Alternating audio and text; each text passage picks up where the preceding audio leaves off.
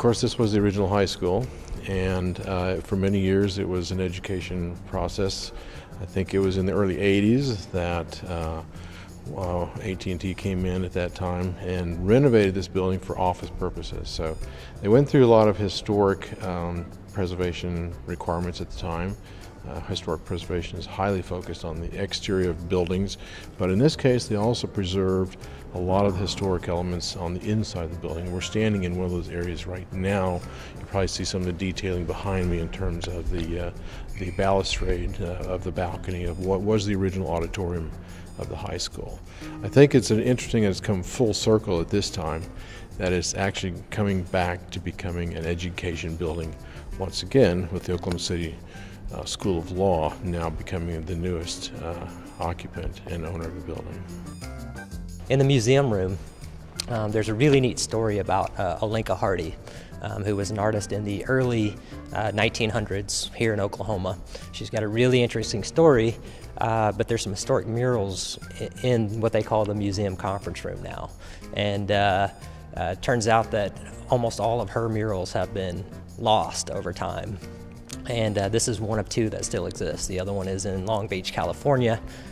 So we're working with the Oklahoma City Foundation for Architecture to help restore those murals in conjunction with the project.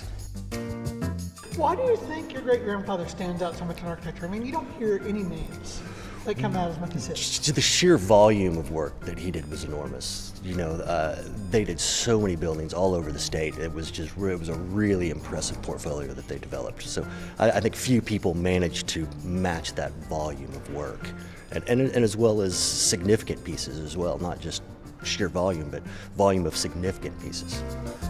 When you found out your firm was getting this job, I mean, what was there a family discussion at the next holiday meal? Or? No, nothing like that. But it was very exciting because, you know, we very much live in a disposable society.